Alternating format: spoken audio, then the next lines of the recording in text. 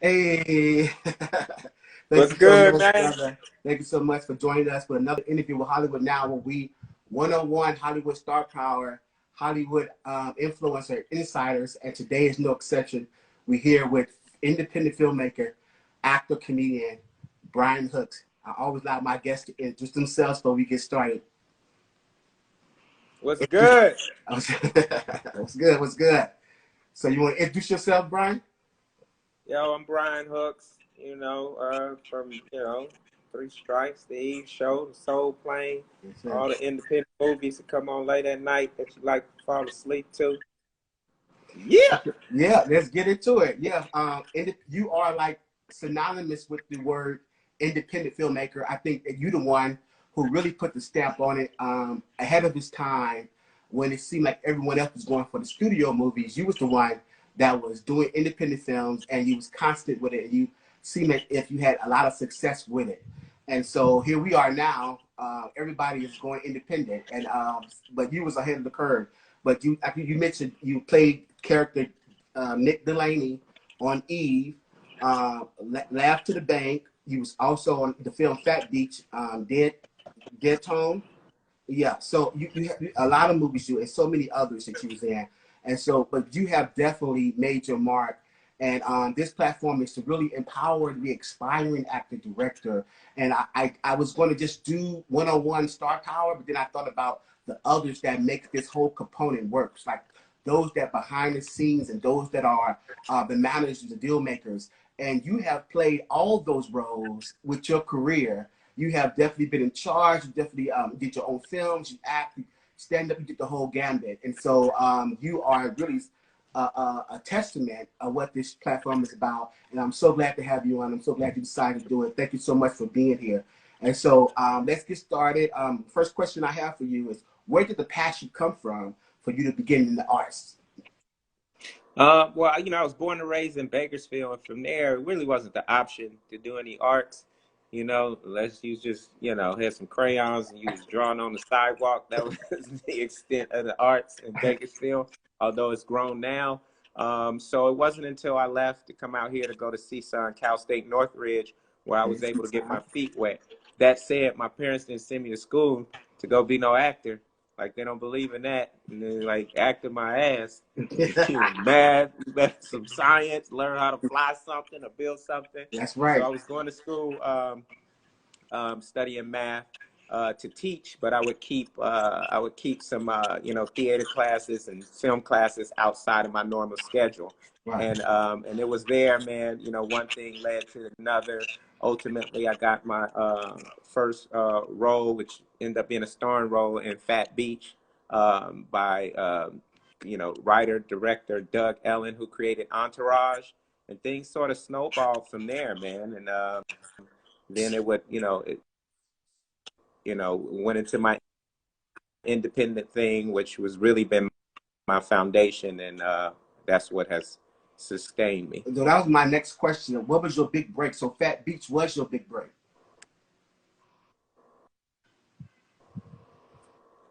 The next question was, what was your big break? So Fat Beach, was it your big break, Fat Beach? Okay. So Big Break was your big break. And so Yeah, uh, absolutely. yeah. So where did your stand up start? Where did that start? Stand up started much, much later. I'd done Fat Beach, I'd done Eve Show, I'd done High School High, I'd done maybe 10 independent films before I started stand up comedy. But because most of our films are, comedic films, and my roles, people assumed that I did stand up. But I only started doing stand up maybe 4 years ago, and my tour started, maybe a year or so ago, and then we had to pause because of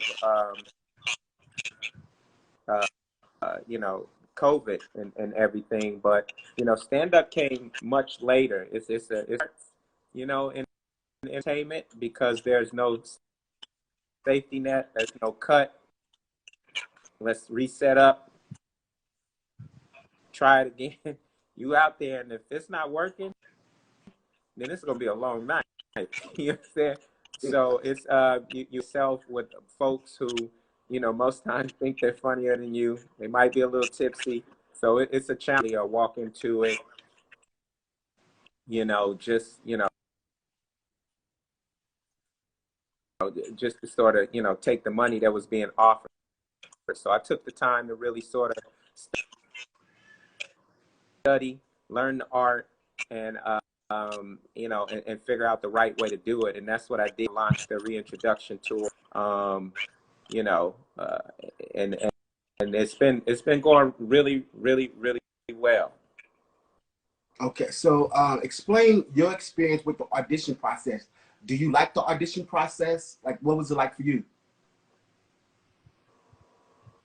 The audition process? Did you hear? I think we got some kind of.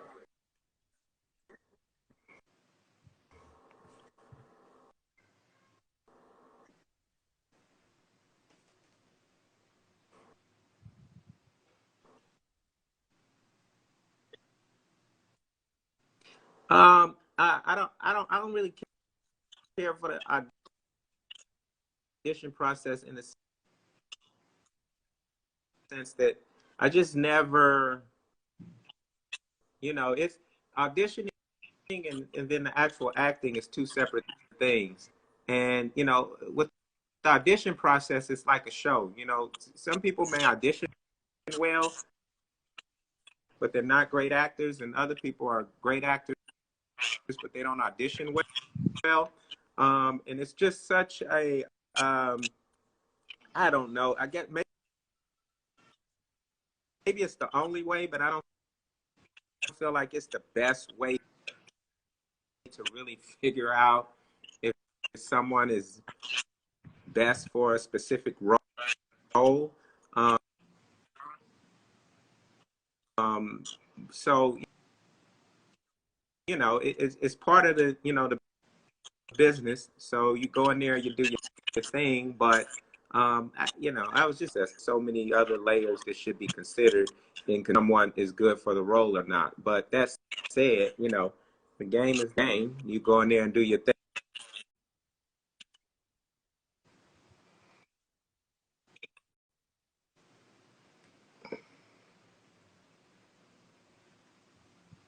Yeah, I think his internet was messing up. I think he gonna come back on, go off, come back on. So let's see.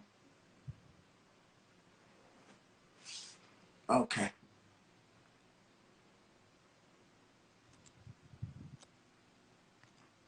thank you for that. Yeah, here he come.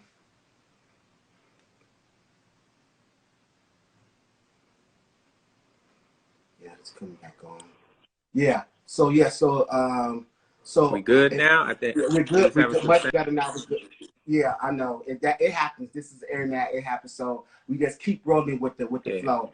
And so I think people pretty much heard that the audition process for you, and you kind of adjust as you go along. And although you don't necessarily agree, you kind of like this.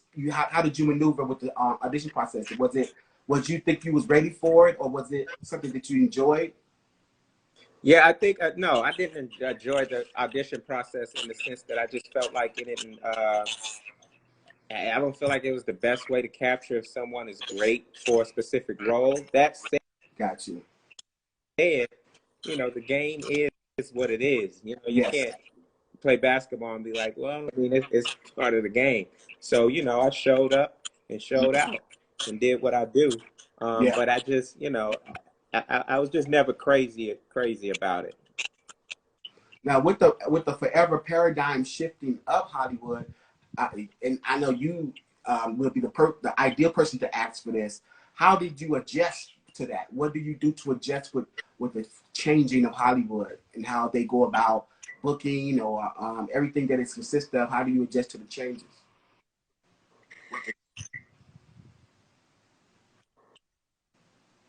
How they go about what? How do you adjust to the forever like changing paradigm shifting changes of Hollywood? How do you adjust to it?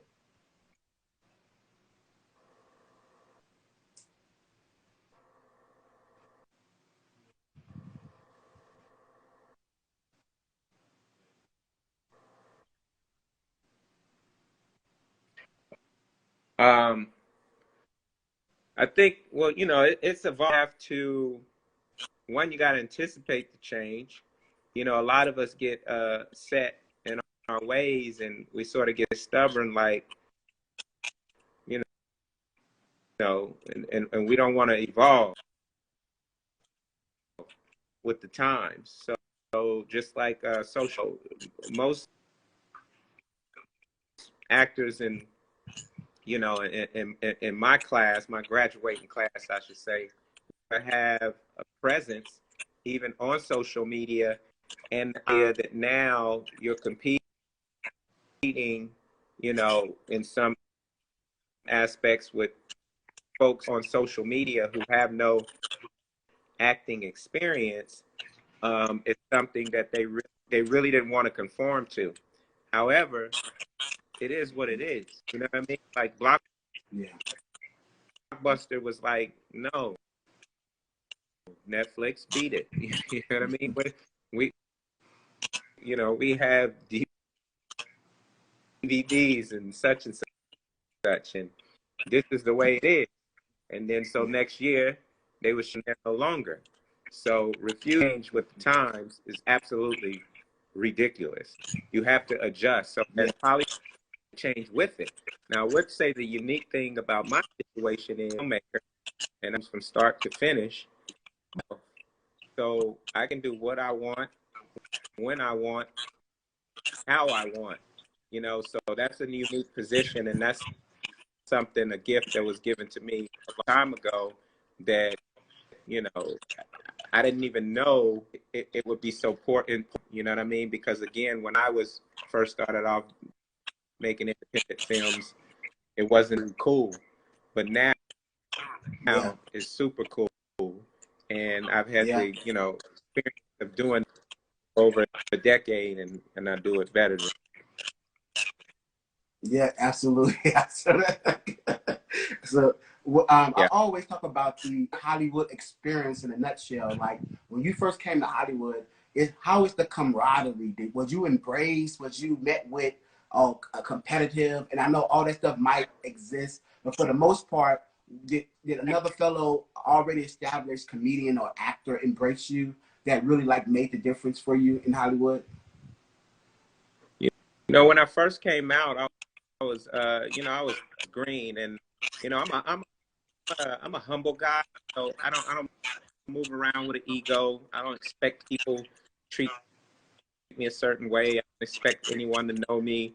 You know what I mean? I just, you know, do what I do and love it. And I'm still fan of people who, you know, I may have known before I started, their work that I see on TV. You know, I'm a fan, and that's just where I live and how I am. You know, but what I did learn, but that is absolutely not the case. And you know, none of my ever reached out to do shit for me, right? So, you know, a lot of people, you know, they're pressing, you should have done that, you should have done that. You know, and I say when I started, I didn't know that. I was like, everybody's moving and doing what they do, you know what I mean? It's personal. But, you know, at this point in the stage, and you know, it's not that folks are not, you know, it's not that they're not fond of me. It's just they don't want to share, you know, the stage with me. So it's a purpose. So no, there's not any camaraderie. Now, when people see you, they might say, you know what I mean? What we man, what boy? Ooh, ooh. But they don't plan on doing none. Nah, none of my peers have ever reached out to anything for me. Before I started stand up, I had a number of people who were like, "Yo, stand up, you need to do sport." But I think deep down they maybe expected me to to be great as is. And when you see my show and then the special, you know, supposedly next year, but with COVID, I don't know. You know, you'll understand. None of my peers and the people, you know, the usual suspects who you would suspect have ever done nothing for me. You know what I mean? Not that they owe me anything, Who- but you asked me the Yeah, truth. yeah. I didn't give you no Hollywood answer. Do you think that's part of you could have been more an outgoing person, or was you just an introvert that didn't happen? You think, in hindsight, you think you could have been more of a people person, and maybe it could have been different, or was it just in hindsight? What do you think I that am, was the cause of that? yeah, I am an introvert, and I could have been more out. That would have been me pretending to be somebody who I wasn't. You know what I mean?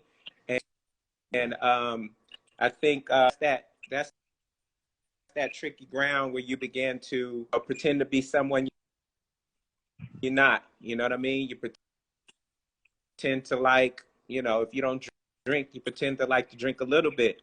You know, cocaine. Now, I like, you know, boys. You know, so you know where you draw the line. You know what I'm saying? So if I can't be me all Where you day, going? every day, then then I'm good. You know what I mean? So you know, it just, I think, you know, the industry is what it is, and you know, again, I was blessed to have that independent background. I figured out that, you know, no one's really gonna you. I thought it always was a competition, but I thought it was like, you know, in the NBA, where we're in our, but we high five and support each other if we had the chance to do it. But like these cats, you know, spread the energy like that. So it's sort of, you know, unless you in their circle, you know, and or whatever, they're not trying to do nothing Yeah. for. So let's talk But a you know, little about the Nick Delaney. that's okay. I don't need them to do nothing for me. Yeah, yeah, you It's do a it bunch of fine. You do it suckers in great. the end. Yeah, it works for you. It works for you, so you do it good. Let's talk a little bit about the Eve character, Nick Delaney. Like, what was it like working with Eve and working on that set? Because that was a really great sitcom that you was working on. What was it like?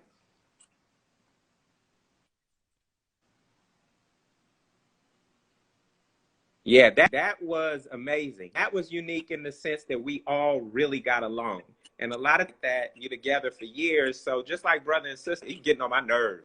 Like we together Yeah, all day, every day for, you know, 5 years. You know, not the case. With we would work all day, go out, hang out all night, sleep, come back, and do it all over. And it, an amazing experience. That was my first lead on a you know, a sitcom, and I had a ball, man. I had a ball on that. It was that was definitely a blessing and a you know a moment in my life, and you know, it was just that it was an amazing group. Everyone over there, we like yeah, because being a big film star, then going to some TV, brother, and like, we how did that help you? had fun. I felt like we was stealing money being there. We had a good time. So coming from film, being a big film star, doing TV, did it make it easier? Because you wasn't so green after you've done so many films. But his sitcom is different. So did it make it easy by you being a film star already? Did I lose you? You froze. Oh,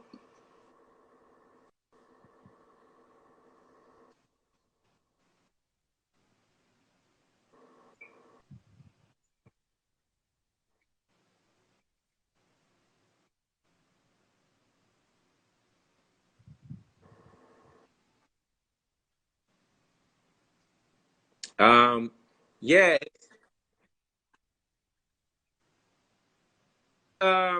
You know, for me, I think as far as you know, there's a lot of pressure involved with TV because it's so structured, it's so hands-on, it's so many say what you do with TV, you can't you know, you can line one and one the exactly what's written on paper. So in that sense, it was different, but because background, you know, I was sort of ready for the stage, but it was a learning curve. Like I say, you have to stick to script. You have to be, you know, it's a very, the networks and folks are like, this is something we're broadcast to middle America, down south, in places that are not, LA and New York are very liberal. Some of these places in the Midwest aren't. So, and that's where they cater to. So it was,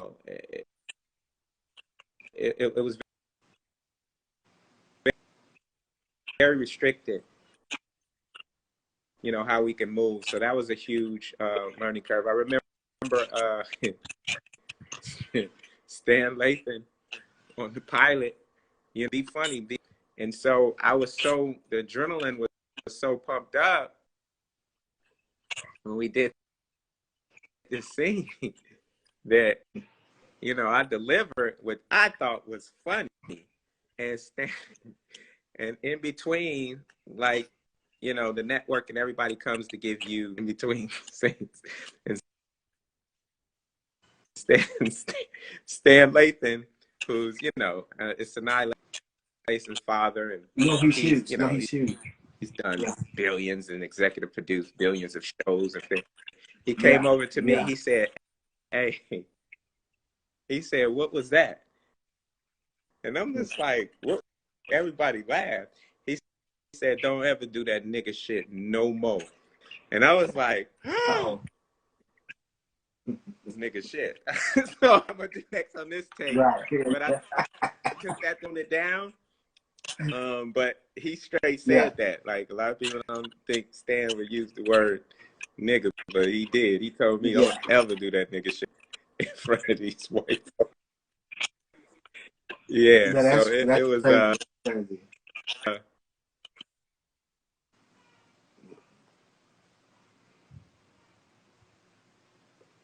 Yeah, we just having a bad connection for some strange reason, and it was a delay. You know, at the internet, that's how it happens. But he's going to come back on, and so we're gonna try it again. Hopefully, the internet works this time, but we're keeping it going.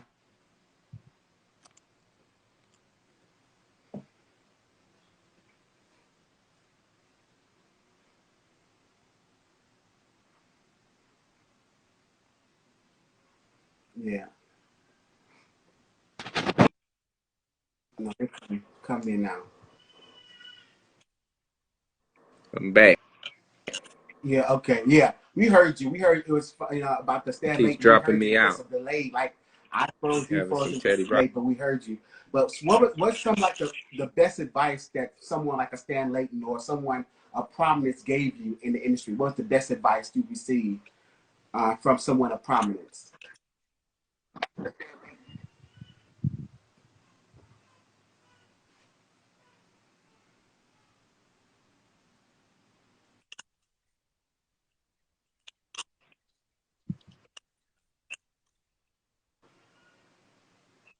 The best advice I received. Um,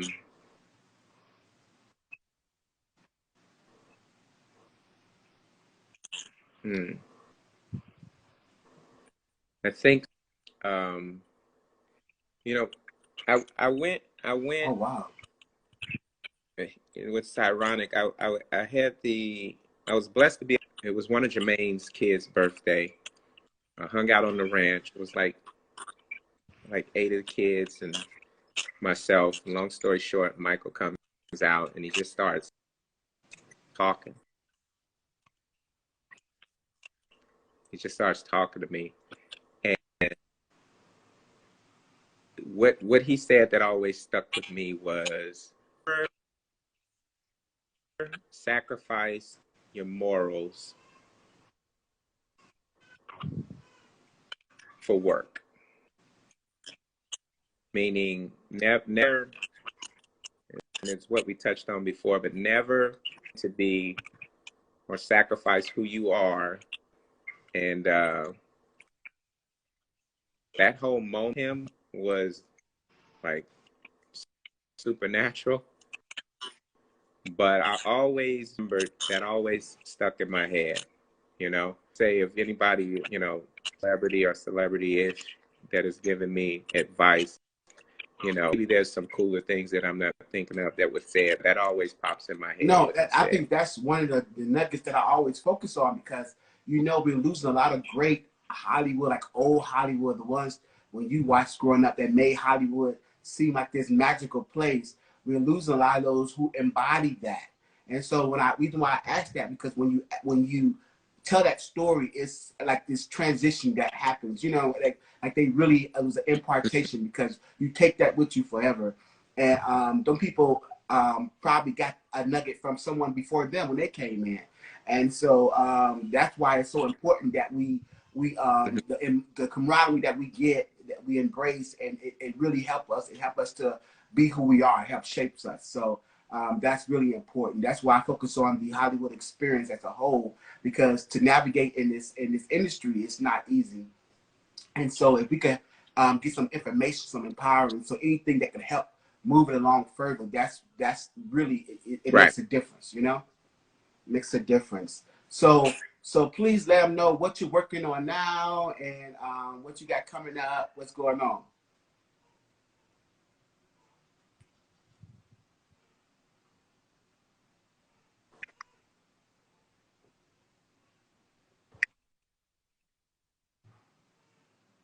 Yeah, it's freezing. Yeah, be patient. We got a bad connection this time.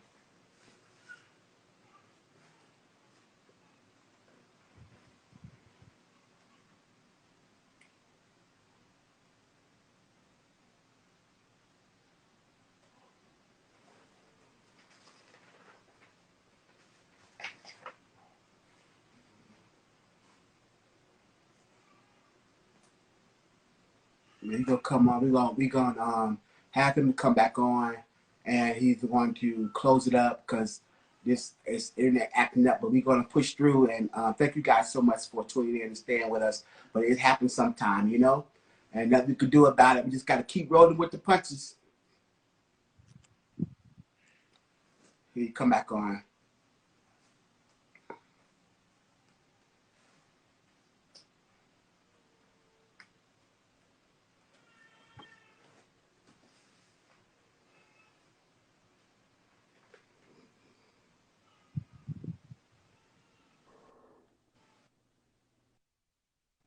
Yeah, sorry about that. You know, when at this time, this is like prime Yeah, we time for there. Instagram.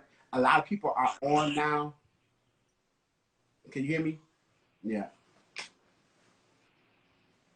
Can you? A lot of people are on right now. That's probably why it's triggering, because a lot of people is on Instagram right now. So that tends to happen during like the prime time of Instagram. So we're just gonna close it on out with letting people know what you're working on now. What you got coming up? We there? Yeah. Can you still it's freezing, but I can still hear you. Let me see. Are you good? Yeah. Let me see if we can send another request. We're gonna close it on now. Sorry about that, guys. This is the bad internet connection. Could be either mine's or his, or the fact that Instagram is going crazy. That's why I do mine's earlier. This is a special taping. I really appreciate you guys' support, and you guys hanging in there.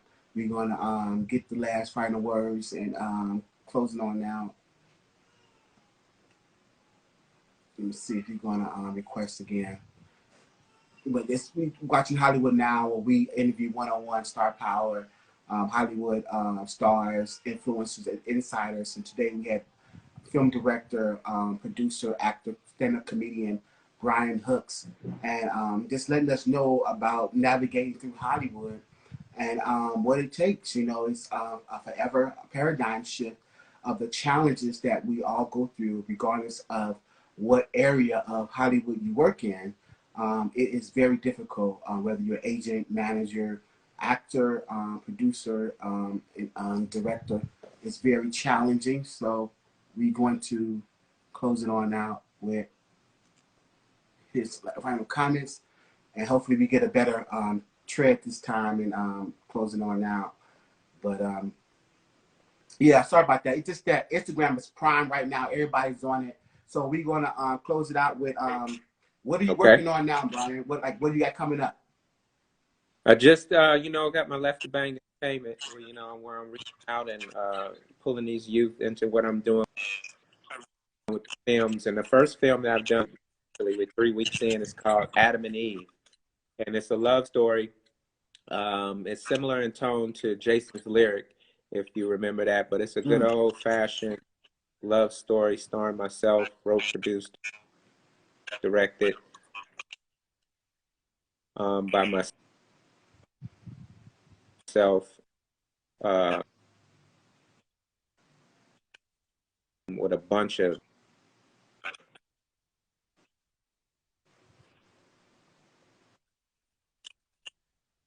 Okay. So how can people reach you, reach out to you? What's your Twitter handles and your website and stuff?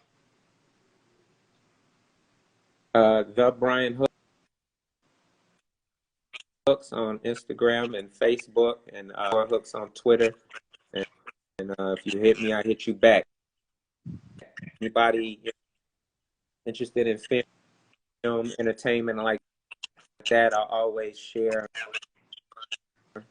the knowledge and share the information. As I said, I am in the middle of shooting a film, so I might not be able to get right. Let me know what you're thinking. Let me know. And also, you also didn't give your nonprofit organization website as well. What's the website to your Left to the Bang? Did you got a website for that one?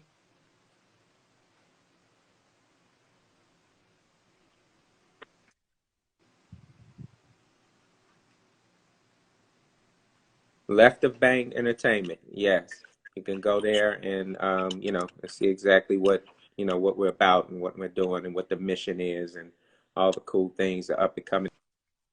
You know, you can see and figure out everything, and we're also doing the but it has all the information. It's some pretty cool things evolving. I think that's going to change the way entertainment is made, to where there will always be positive social impact, you know, through the work that you produce, and that's what and set a new standard for entertainment.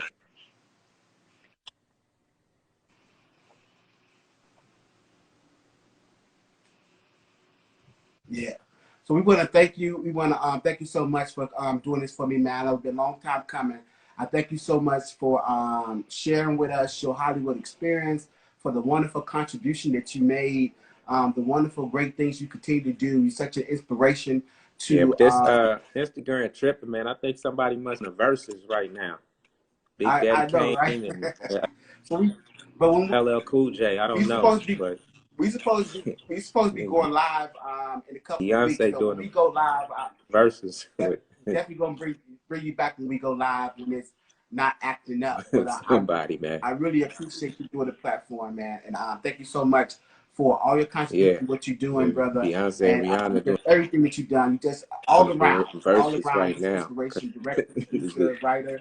You're amazing, man. I appreciate everything, and thank you so much for doing it. You guys tune in for another interview with Hollywood Now, where we have wonderful star power, and today was no exception. We had Brian Hooks today, wonderful independent filmmaker, director, writer, producer, actor, stand-up comedian, just an inspiration all around for the wonderful things that Hollywood consists of. And anything that you want to do, he's done it. Definitely reach out, and thank you guys so much for tuning in. Make sure you subscribe, you share, you comment, and just like what we're doing here, and continue to support. Thank you so much, Brian, brother, and definitely have you on. We're going to be going live.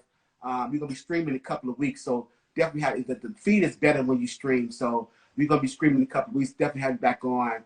Thank you so much for tuning in with us, man, and thank you so much for doing the show. Thank you so much. See you soon. Good luck to everything, and definitely check him out. Watch his film. Support what he's doing. Thank you so much, brother. Talk to you real soon, okay? All right.